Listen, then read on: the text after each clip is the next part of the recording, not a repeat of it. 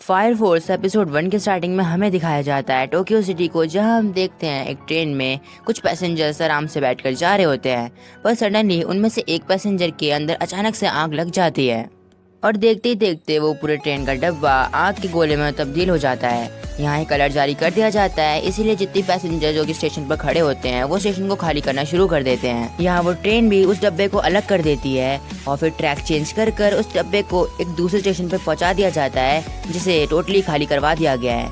पर अभी भी वहाँ पर वो लड़का खड़ा होता है, मानो जैसे वो लड़का उस डब्बे के रुकने का बस वेट कर रहा हो। और जैसे वो डब्बा स्टेशन पर आकर रुकता है, ये लड़का एक काफी अजीब सी स्माइल देता है और हम देखते हैं उस ट्रेन के अंदर से पूरी आग में तब्दील वो इंसान निकलता है। वो एकदम घोस्ट राइडर की तरह लग रहा होता है और ये लड़का भी उसे फाइट करने के लिए तैयार होने लग जाता है। पर तभी वहाँ पर आ जाती है फायर फोर्स। यहाँ पर फायर फोर्स उस लड़के को पकड़ के पीछे कर देती है और यहाँ वो लड़का उनसे कुछ कहने की कोशिश करता है, पर उनमें से जो एक उनका मेंबर होता है वो उस लड़के को धकेल के पीछे कर देता है और फिर वो लोग अपना काम करना शुरू करते हैं। यहाँ पर तुम्हारी जानकारी के लिए बता दूं कि ये जो फायर फोर्स टीम है ये इस गोस्ट राइडर जैसे इंसान को इन्फर्नल कह रही है। और हाँ, इनके वर्ल्ड में जो भी इंसान ऐसे आँख पकड़ लेता है उसे इन्फर्नली कहा जाता है। फाइट स्टार्ट होती है और सबसे पहले उनकी टीम का कैप्टन अपनी टीम की मेंबर से, जिसने सिस्टर टाइप के कपड़े पहन रखे होते हैं, उससे प्रेयर करने के लिए कहता है और फिर वो प्रेयर करना स्टार्ट करती है। और उसके बाद उनकी टीम का दूसरा मेंबर उस इन्फर्नल के ऊपर एक फायर एक्सटिंग्विशर बॉम्ब फेंकता है।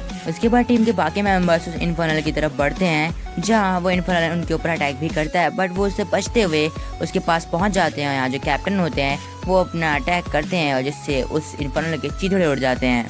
यहाँ ये फाइट जस्ट अभी खत्म ही हुई होती है कि तभी हम यहाँ देखते हैं कि स्टेशन की एक लाइट उस लड़के के ऊपर गिरने वाली होती है जो कि प्रेयर कर रही होती है। पर यहाँ तभी हमें कुछ बहुत इंटरेस्टिंग देखने को मिलता है।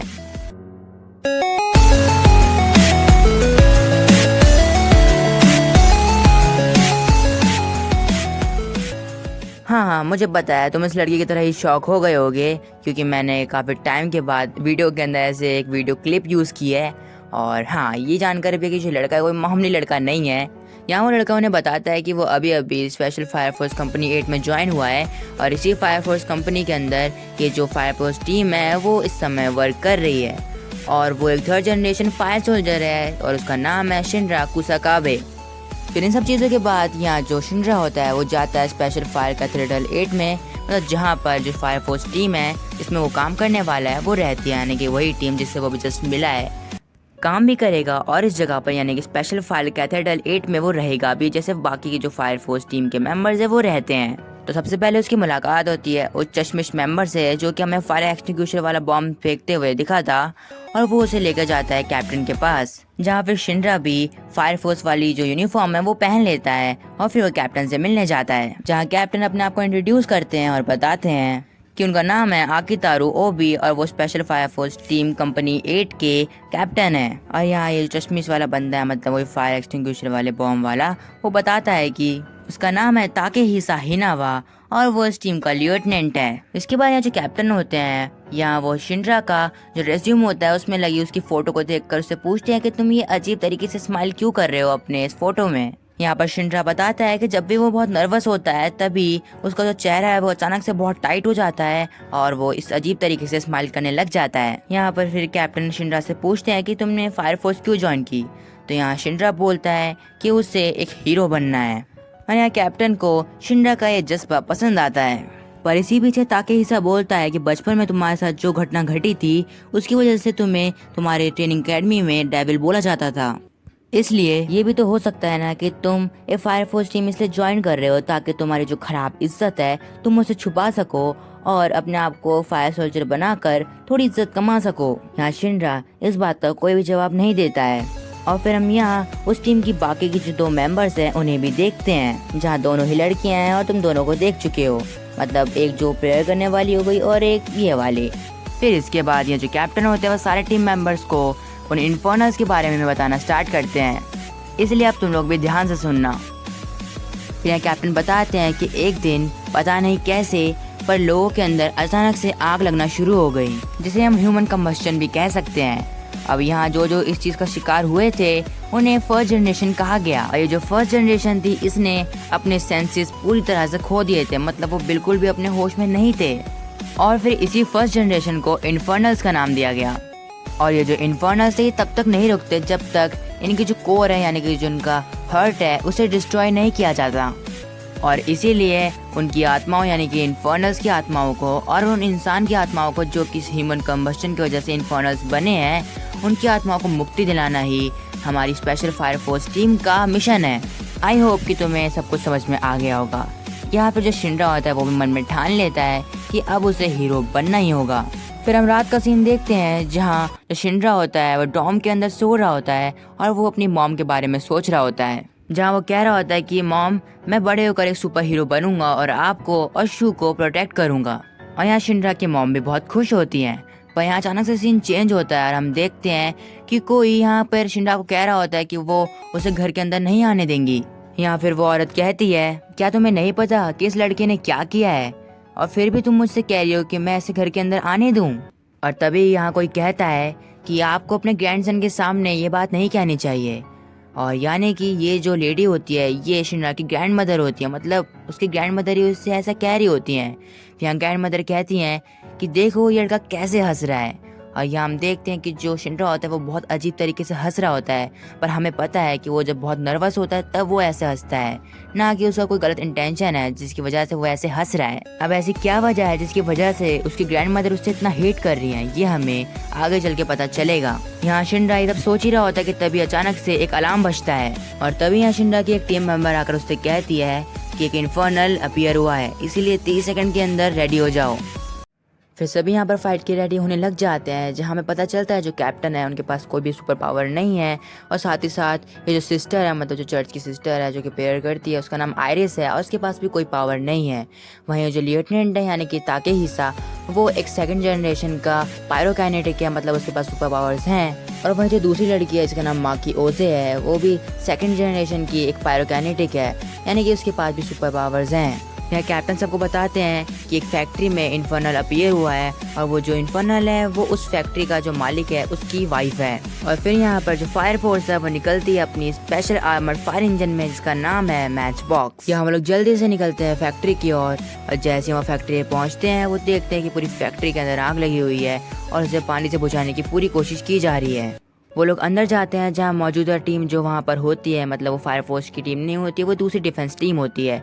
वो उन्हें बताती है सारी डिटेल्स के बारे में। फिर सारी डिटेल्स लेने के बाद वो लोग फैक्ट्री के अंदर जाने वाले होते हैं, जहाँ सिस्टर से उस इन्फर्नल का जो हस्बैंड होता है वो आकर कहने लग जाता है कि प्लीज़ मेरी वाइफ को मुक्ति दिला देना। और वहीं जो शिनरा होता है वो मन में सोच रहा होता है अपनी मॉम के बारे में, जहाँ उसे सारे ख्याल याद आ रहे होते हैं और वो पल याद आ रहे होते हैं जो कि उसने अपनी मॉम के साथ बिताए थे। फिर वो लोग अंदर जाते हैं जहाँ अंदर का जो पूरा मंजर होता है वो बहुत खौफनाक होता है। और जब शिनरा ये सब देखता है तो उसके साथ जो बचपन में घटना घटी थी उसे वो याद आ जाती है और वो अपना होश खोने लग जाता है। पर उसके टीम के मेंबर्स उसे किसी तरह संभाल लेते हैं, जहाँ कैप्टन उसे प्रोत्साहन देते हैं कि ये तुम कर सकते हो। और यहाँ शिनरा भी फिर होश में आ जाता है। यहाँ फिर कैप्टन माकी को ऑर्डर देते हैं कि इस आग को हटाने के लिए। यहाँ माकी अपनी पावर से उस पूरी आग को 2 हिस्सों में बांट देती है। पर जैसे ही माकी ऐसा करती है वो इन्फर्नल अटैक कर देता है और वो अटैक सीधा जाके लगता है शिनरा को और शिनरा दूर जाकर गिरता है और उसे बहुत तेज चोट लगती है, जिससे वो थोड़ी देर के लिए अनकॉन्शियस हो जाता है। और यहाँ शिनरा को वो सारी चीज़ें याद आने लग जाती हैं जो कि उसके साथ बचपन में हुई थी। और यहाँ पर हमें भी पता चलता है कि आखिर उसके साथ एग्जैक्टली बचपन में हुआ क्या था। यहाँ पर हम देखते हैं शिनरा को जो कि छोटा होता है, बहुत डरा हुआ होता है, क्योंकि उसकी जो मॉम होती हैं वो पूरी आग की लपटों में फंसी होती हैं और वो उससे कह रही होती हैं यहाँ से भागने के लिए। शिनरा यहाँ बहुत ज़्यादा डर चुका होता है क्योंकि उसे अपनी मॉम की बहुत चिंता हो रही होती है। पर यहाँ बेचारा शिनरा कुछ भी नहीं कर पाता है। जब फायर फोर्स की टीम यहाँ पर आती है और बाकी लोग जब यहाँ पर आते हैं तो वो लोग शिनरा को इन सब चीज़ों का जिम्मेदार मानते हैं, क्योंकि उस आग की वजह से कुछ भी नहीं बचा होता है। लगभग सब कुछ खत्म हो चुका होता है, यहाँ तक कि जो शिनरा का छोटा भाई होता है उसकी तो हड्डियाँ तक नहीं बची होती हैं। अगर कुछ बचा होता है तो वो होता है शिनरा, जिसके पैरों में से आग निकल रही होती है। और इसीलिए लोग ये सोचते हैं कि ये सब शिनरा ने किया है, क्योंकि शिनरा एक 3rd जनरेशन का पायरोकाइनेटिक बन चुका होता है। और जो चीज़ लोगों को शक पक्का कर देती है वो होती है शिनरा की स्माइल। पर लोग ये नहीं समझ पा रहे थे कि वो शिनरा की स्माइल नहीं थी, दरअसल वो शिनरा का डर था जो कि उसने उस दिन महसूस किया था, जो कि उसकी स्माइल बनकर उभर रहा था, क्योंकि इस घटना ने शिनरा से उसकी असली स्माइल छीन ली थी। और यहाँ बेचारा शिनरा रो रहा होता है और कह रहा होता है कि उसने ऐसा कुछ भी नहीं किया है, पर कोई भी उसकी बात पर यकीन नहीं करता। यहाँ शिनरा हमें फिर बताता है कि उस वक्त वहाँ पर जब ये घटना हुई थी, उसके अलावा, उसकी मॉम के अलावा और उसके छोटे भाई के अलावा वहाँ पर कोई और भी था। और इसी दिन से फिर शिनरा ने ठान लिया कि वो उसे ढूंढ निकालेगा और उससे मौत के घाट उतार देगा। फिर यहाँ शिनरा किसी तरह होश में आता है, जहाँ उसके टीम मेंबर्स उससे पूछते हैं क्या तुम ठीक हो। तो यहाँ शिनरा उनसे पूछता है कि मैं कब से बेहोश था। तो यहाँ ताकेहिसा उसे बताता है कि करीब 5 सेकंड से। यहाँ फिर शिनरा उठता है और इस बार वो अपनी पूरी एनर्जी में होता है। यहाँ पे कैप्टन शिनरा से कहते हैं कि मैं और माँ की उसका ध्यान बटाएंगे और तब तुम उसको जाकर ख़त्म कर देना।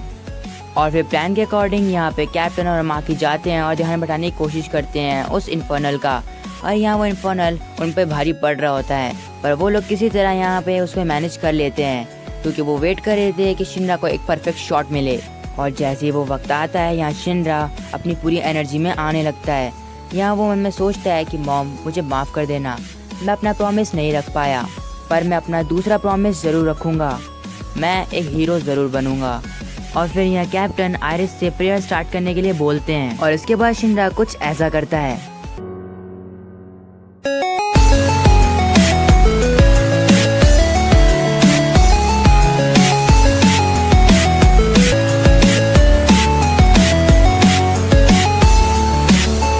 और यहाँ इस इन्फर्नल का काम खत्म। सब के सब यहाँ पे शिनरा की पावर देखकर बहुत शॉक हो जाते हैं। और यहीं पर हमें आयरिस के प्रेयर करने का मतलब भी पता चलता है, क्योंकि ये लोग मुक्ति दिलाते हैं इन आत्माओं को, तो इसीलिए प्रेयर करना तो ज़रूरी है। और वो लोग फाइनली जीत जाते हैं। जब वो लोग बाहर आते हैं तो सब उनको शुक्रिया कह रहे होते हैं। और यहाँ जब उस इन्फर्नल के पति को पता चलता है कि शिनरा ने उसकी पत्नी को मुक्ति दिलाई है, तो वो उसे तहे दिल से शुक्रिया कहता है। और यहीं पर हमारा एपिसोड एंड हो जाता है। वीडियो खत्म करने से पहले अगर तुम्हें कोई भी डाउट हो रहा हो इस एपिसोड को लेकर, तो तुम मुझसे बेझिझक कमेंट सेक्शन में पूछ सकते हो। बाकी मिलते हैं नेक्स्ट वीडियो में। टिल देन, ताते बायो।